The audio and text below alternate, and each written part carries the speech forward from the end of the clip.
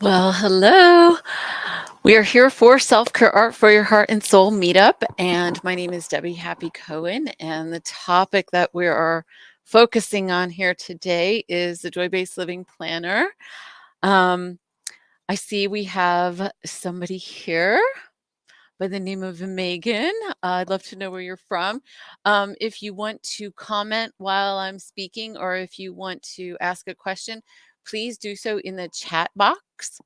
Um, not in the question area, just in the chat box. So I want to share a little bit about the planner, and then I'll actually walk you through an exercise. Oh, you're from Sarasota. Hey, Megan. Um, and I'm in Alabama on Lookout Mountain. I lived in Tampa for many, many years, and I have a lot of friends in Seminole and in St. Pete in that area. I'm glad you're here. So I created this joy-based living planner because I've been studying planners as a coach for literally more than 20 years. And one of the problems I had with a lot of the planners is that they're very hyper focused. Like they're just going to be very, very driven. You're going to have goals, you're going to aim for the goals. And I noticed that the part of me that's very goal driven and goal oriented would just steamroll the part of me just that wanted to just be authentic and express itself authentically. And so then I tried other journals, and these were all teaching me about time management, by the way, which was very important. Like it was good stuff. But I didn't like that ultra hyper focus. It wasn't serving me. It was making me ill. It was giving me it was making me anxious, and it was making me feel disconnected from myself. Um, and then the other extreme was then I went to the more creativity journals. As you could see from the background, I love creativity and I like being artistic, not autistic, artistic. And I like self-expression. And I wanted a way when I looked up journals that were like on that level, they were too fluffy. They were too colorful and sweet. Thank you for loving the background. I do too. um, so those journals were just very, very, they weren't giving me enough traction. So one was like a tire that had too much traction. And then the other was a tire that was like almost bald when it came to actually managing my time. And so I put this together actually for myself as a way of letting my true inner voice on a daily basis get stronger and clearer and in a way that would really manifest itself into my calendar. And what I have noticed is that ever since I've been using this since the middle of December, it has just been like more clarity and more traction and more clarity and more traction. It's like this is my main conversation with myself. And it goes hand in hand with like an online calendar. So you use this for your daily reflection, and then you go, okay, what am I going to implement into my calendar? So why don't I walk you through a few of the questions? And really, if you have any comments or questions, please share. Um, okay, I do want to share a little bit more because this is really cool. In the beginning of this book, in the first few pages of it, it says build a foundation for a life of happiness. Then there's about 15 pages of just exploration and understanding why to use a joy-based living planner, how to use it.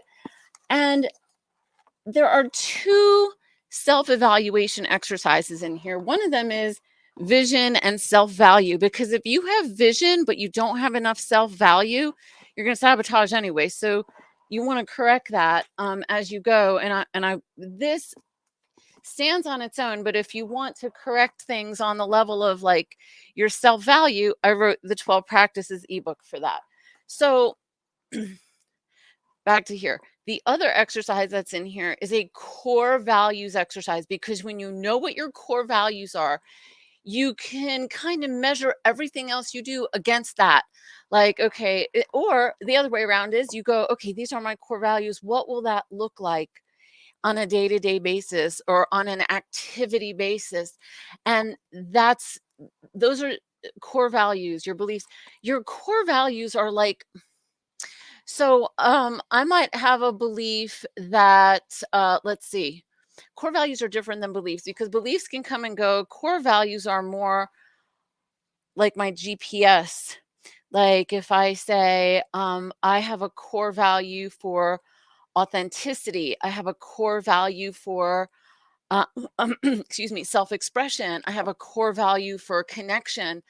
Um, so if I know like what my top one, two, or three core values are, they're kind of like the like if I'm driving, they're going to be the things that help me stay in my lane. Like they're going to be the things letting me know that's my lane, or it's my compass, that's my true north.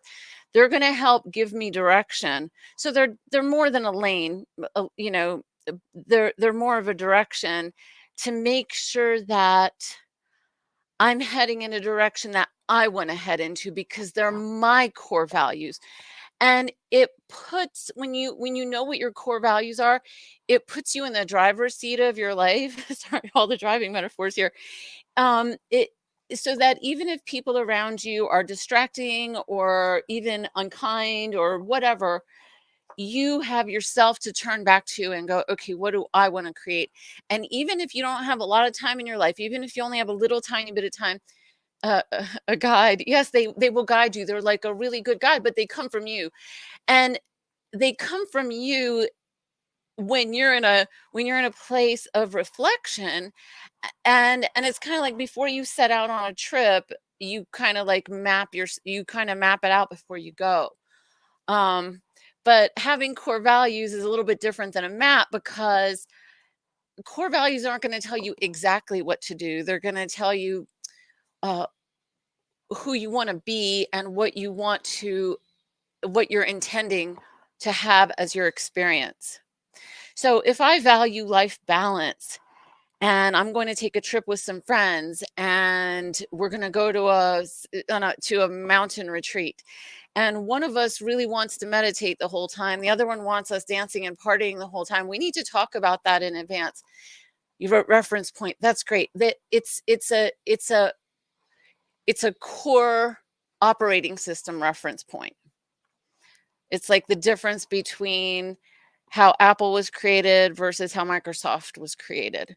So it's an authenticity reference point. So Apple was created to help creative people become free and become strong in the world, to be able to express themselves more freely in the world and more powerfully in the world, where Microsoft was created to have a desk on every household in the world. So it's a different quality of experience.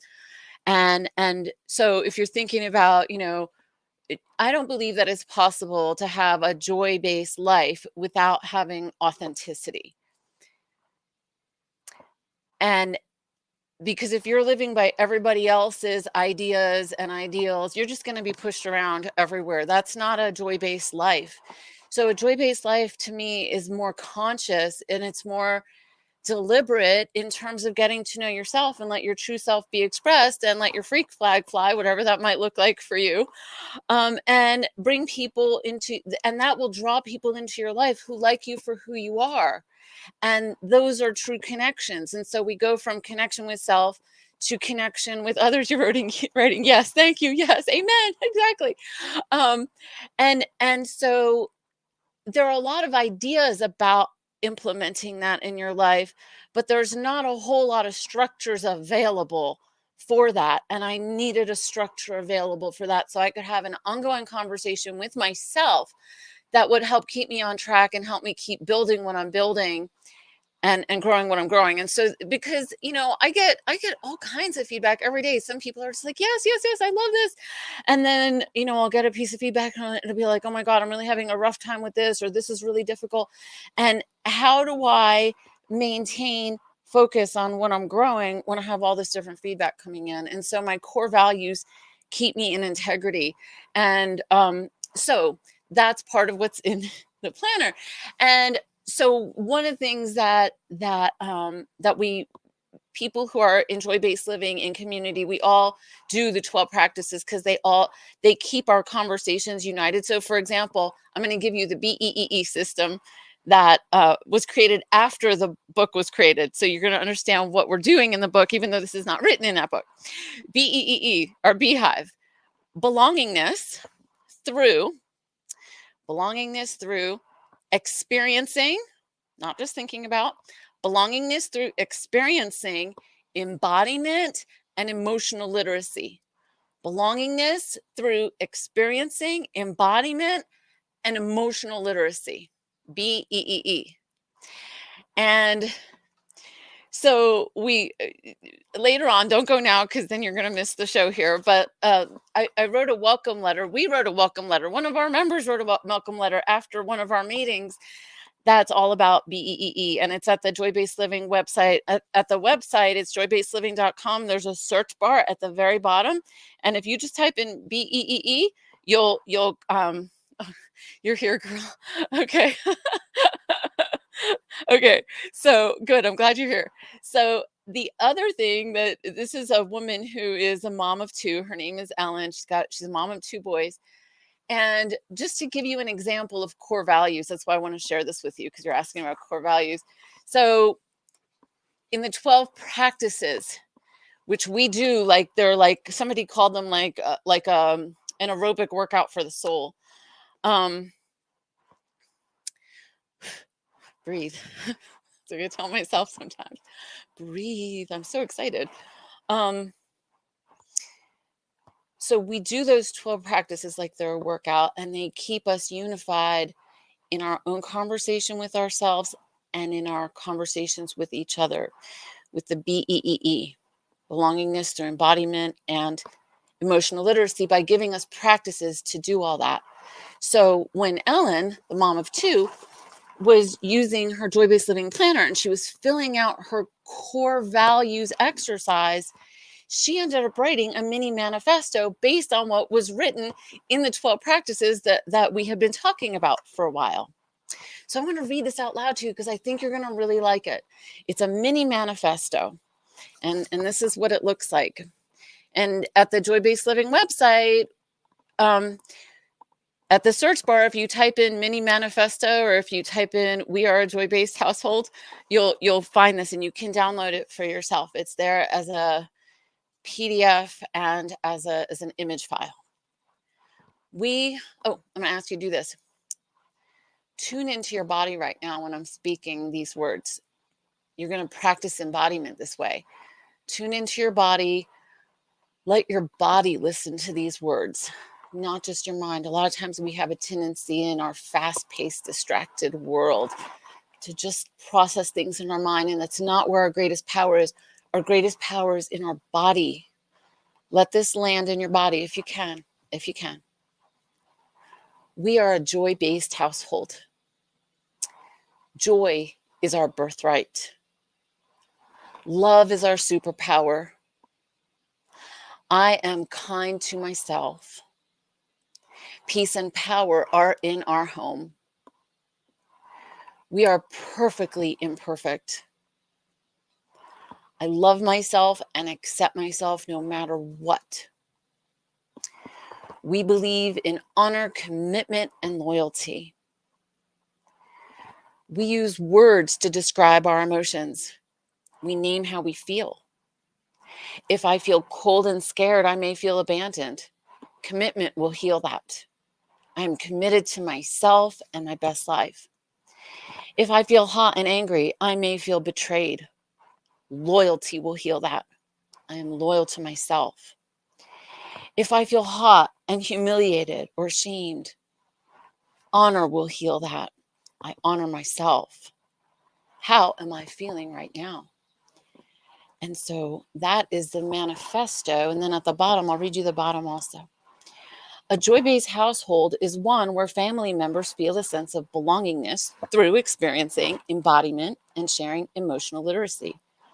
Our family-friendly resources can help you develop and master these skills. Start with the 12 Practices ebook, and you can find that at joybasedliving.com. do the practices every day, talk about them with your family members, and hang this page on your fridge until everyone is strong in the JBL practices. And so that's what she did with her boys. And they're like ages like 10 and 12. And they are coming home from school and like they're getting like emotional literacy and embodiment, and they are transforming before her very eyes. Everybody's noticing. Like the teachers are noticing, that like everybody's noticing. It's just amazing. So I'm sharing it with you in this way because so much of the personal development stuff is like, I am going to heal myself. I'm going to fix myself. I'm going to do this in my head by myself. It doesn't work that way because we live in culture. And so if you've been doing a lot of exercises, but you're not getting the fullness, it's because you're trying to learn how to swim without being in the water. The water is culture. And what we're trying to do here, what we're aiming to do here is to create cultures of well-being. And so I begin each day writing my answers to, I'll read you the first couple questions. Every week you get a new quote. And so let's say I jumped onto this week. Laughter is wine for the soul. Laughter, soft or loud and deep, tinged through with seriousness. The hilarious declaration made by man that life is worth living. And that quote is by Sean O'Casey. Don't know who he is, but that would be interesting to look up. I just really like that quote. So it's the same questions that you get every day. The questions don't change, but you do change. And these are very powerful questions. One of them is very basic. You start your day off with, today I'm grateful for. And when it says here in parentheses, embody the feeling of gratitude.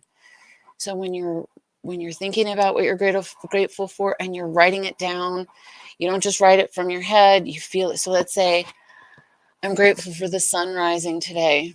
I'm grateful for the soft pillow in my bed.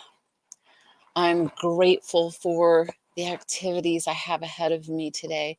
I'm grateful for having this time to write. And so the key, it doesn't matter what you write, the key is to feel it in your body. And you wrote beautiful, thank you. I think you were referring to the manifesto. And then it says, right now I am feeling, and then you turn to the emotional ladder, which is part of what you get with the planner. And you pick 3 feelings of things that you feel. So a couple of days ago, I was having a rough day. It was just one of those bumpy days that I just felt like I was on a boat and almost getting seasick. I was like, goodness gracious. And the next day I woke up and I was like, oh, I'm feeling so, I think I wrote, I'm feeling angry. I'm feeling worried. I'm feeling frustrated, something like that. Most of the days I'm feeling contentment, whatever it is. The idea is to be honest. Because when you are able to be honest with yourself, that is where authenticity starts. And that is a foundation for where joy can grow. If you can't be honest with yourself, how can you possibly be honest with anybody else? And so you embody, here's what I'm experiencing, and then you write it down. So right now I'm feeling ... And then the next question is, what is it that I need in order to thrive? Today, right now, what is it I need in order to thrive? And my answers for that question will change usually on a daily basis. Some days I need more rest. Sometimes I'll put something in there that's very consistent. Like I need a sense of inner peace. I need a sense of I need a sense of feeling connected to myself, to my best self. I need a sense of feeling connected to my best self. And so I have different words for that. And so those words will consistently be written in that space. What I need in order to thrive. And then I'll make this one the last one that I put out there here. You can ask yourself this. This one's it requires a little bit more thought, but still feel this question in your body. Notice I keep closing my eyes. And it's because I'm trying to tune into my body, and so I can give you the most of my presence to listen within, so I'm not distracted. What boundaries do I need to have in place in order to be most joyful today? What boundaries do I need to have in place in order to be most joyful today? Now that answer can change day by day. Like when my grandmother was alive, she was probably on the level of Oscar the Grouch when it came to positivity. She was just really, really, really not a happy person. And so I didn't have this book. She died a few years ago. But like, I'm giving you an extreme example because one of the things that I learned to do with her, ha ha ha, yes, is to limit my conversation time with her so that I didn't get, you know, feel down for the next day or 5 days from being on the phone for too long with her. And so that's it's a real clear example. But another boundary could be a boundary. I've also written boundaries in a positive way. So a boundary could be good review. I totally understand. Yeah, right. Yeah, a lot of people understand because there's you get it. You get it. You're reaching for more joy, and so what you want is you want to have the clearest inner voice of your true voice that you can with the least amount of distraction.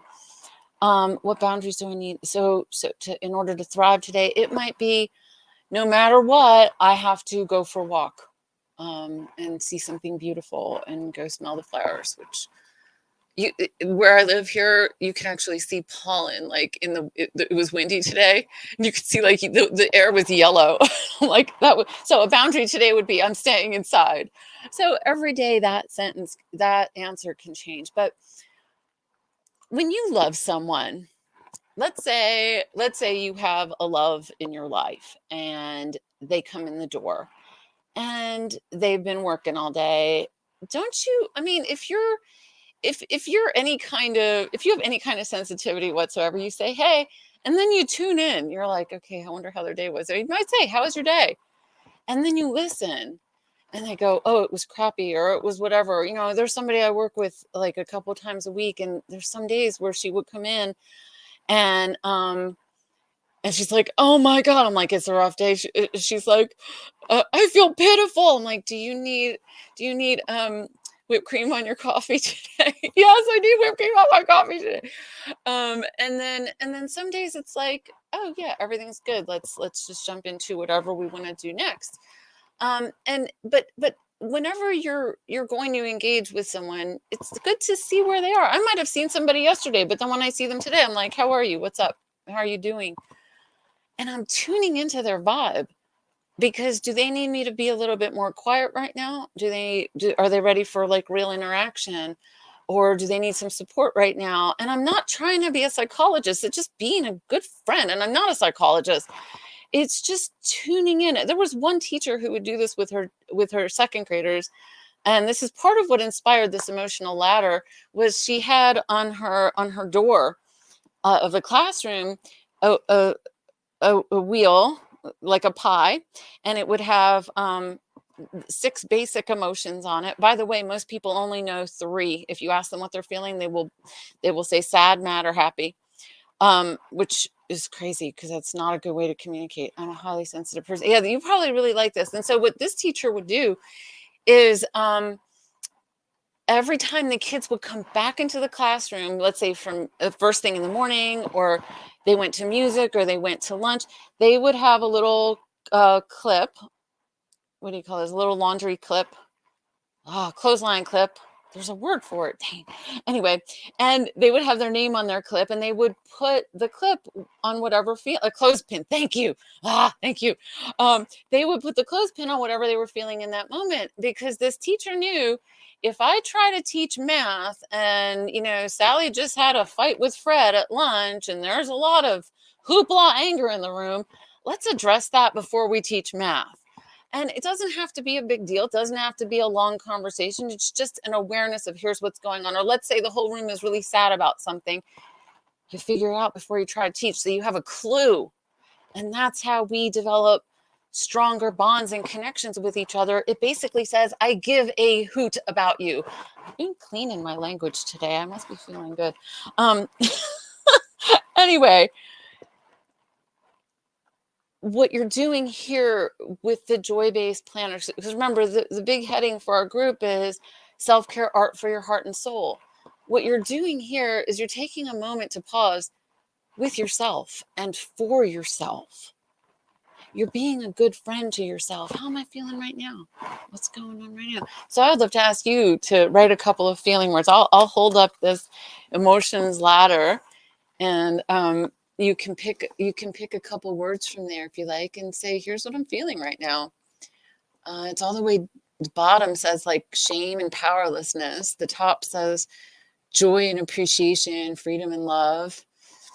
In the middle, there's like acceptance and willingness and courage. Just below that, oh, you're feeling joy right now. Lovely. That's lovely. So then the next question would be, so from that place, right? From that place, what do I need in order to thrive? What do I need in order to thrive? Like right now, if you listen to your body, say, okay, what do I need in order to thrive? It could be what I need in the next few hours, or it could be what I need in my life, is an overall answer. What I need in order to thrive. How would you answer that?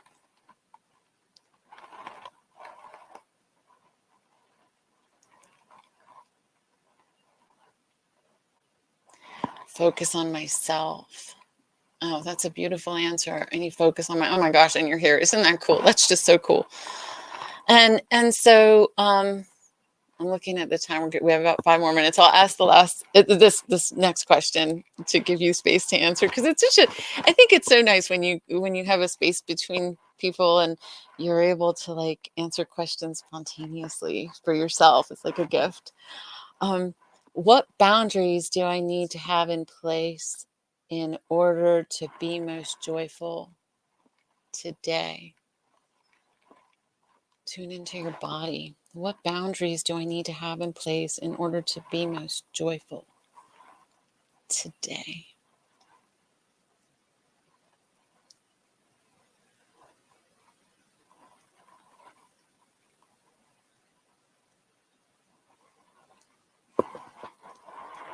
Less phone time. So if you were having less phone time, okay, this is me coaching now, but I'll give that to you because it's you here and there's not 18 people here. Isn't that lovely? So if you were doing less phone time, that would be, you would create a vacuum, right? You're creating, and the universe doesn't like a vacuum. The vacuum will be filled with something. And so if you're deliberate in filling it, you're gonna have a better experience.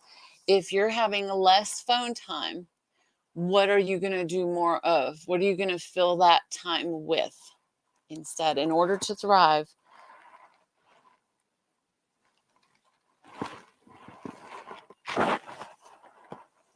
Playing with dogs and clean. Oh, nice. There you go. Exactly. And so even reading that out loud, playing with dogs, clean up. I guess that means clean around the house or whatever. Like even just reading that, playing with dogs, like, oh, it just made my mind more specific and it made me happy for you. It made me feel happy for you.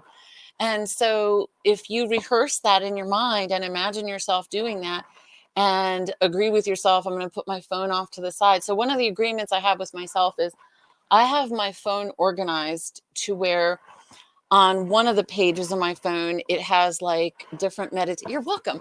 It has different things like meditation and audiobooks, and there is no social media on that page. There's YouTube, but I only use YouTube in that space for listening. And then I scroll to a couple more, and then I have like my social media. And when I wake up in the morning, I meditate. And when I have my phone set the night before, because I use some meditations from my phone, I have my phone set. I always have it on. No, it's always on silent. And I press my meditation. It's always ready for me the night before. And I do not look at social media. And after my meditation, I'm teaching you how I use my phone, because I know it's like one thing to say, yeah, just put your phone off to the side. Right. And then I open up my planner and I answer the questions for the day, because now I'm still tuned into myself. And I wanted to show you one more thing, and then we'll come to a close. How does this work when you have a person is closed off, a family member? How do I connect? depends on if they're open or not. Are they open to change? Are they open to growth? If they're not open to change and growth, then you're going to have some decisions to make about what kind of relationship. What I would do if I were you, I would get the joy-based living planner. I would answer the questions about core values and vision, and then see where they could fit into that or not. If they are open to growth, get the 12 practices, do it, and do it with them, and let them do it too. But if I were you, before having any conversation with them at all, I would tune in and say, okay, let me see my core values. Let me take a few days, because if this is somebody who's important to you, then you've been in a relationship with them for a while. Don't rush yourself here. Take a couple of days, take a week, let yourself get embodied into the answers so that you feel like you're being honest with yourself. Um, and and then you're going to have more steadiness on the inside, because now you're going to be less reactive to them and more responsive to you. There's going to be a you inside that you're responding to. Oh, you gotta, oh, that's so good. That makes me so happy. I wanted to show you one more thing here. This planner, as you can see, I always want to call it a journal, but it's a planner, is, I always recommend printing it out one-sided, because if I wake up in the morning and I've had a really cool dream at night, I want to write it on the back. Maybe I didn't have a dream at night, but I have the back to write notes if I'm listening to a really cool audio, or I have the back to, sometimes I'll watch a movie. I love watching movies, and I'll take out my watercolor pencils and I will draw something on the back. And maybe it's often related to what I was experiencing earlier that day, or something to inspire me for the next day. And so then when I go to the next day and I open up to that page, then I still have the drawing there from the day before. Or maybe it's blank and I just write my dream from the day before. Yeah, it is cool. It's very cool, because I like it, because I'm a doodler. I think doodles go hand in hand with what I'm doing with my time. I think they're reflective of that. And I think that my dreams also go hand in hand with what I'm doing with my time and how I'm transforming and changing. And I like them all in one place. I don't want 5 journals for all those things, because how do I keep track of that? It's too much to keep track of. So obviously, for so many reasons, I really, really love this. And yeah, if it resonates with you, check it out, download it. And do you have any questions or any other comments before we come to a close? This has been so delightful. And I'll just hold space in case you have any other questions or comments. This is awesome. Okay, thanks. Well, I'll be here next month. You need this? Oh, good. Great. Awesome. So if you're feeling real comfortable, which you are, I want you to know there's 2 ways that I really enjoy interacting with people. One of them is through what's called Patreon. It's where people support my work, and then they get to be part of listening to my live streams while they're live, and asking questions. And I think as we grow, there's going to just be more community members to connect with. The deeper level of community that I have is called Wholehearted Networking, and it's for women only. And it's people who are engaging this conversation at a pretty deep level. And so you can find that out through the Joy Based Living website. But if you're resonating as much as you are, and you're looking for more connection and you're looking for more people to do this kind of workout with, I don't like calling it a workout, but it is. It's like, it's not for the faint of heart. It takes courage and commitment and a real desire. It takes practice. That's why they're called the 12 practices. It's not fluffy. My throat, I was talking about pollen. I think I got some. So I think it's a good note to close on. I really appreciate you being here. The calling in your heart is what moves me. I think our hearts are all connected. And so I think that when one of us has a prayer or a wish or a desire from our hearts, there's someone else in the world who is feeling called for some reason to do something or create something, and they don't even know why. And today, this particular session feels like a heart calling. Goodness, people like me, wonderful, yes.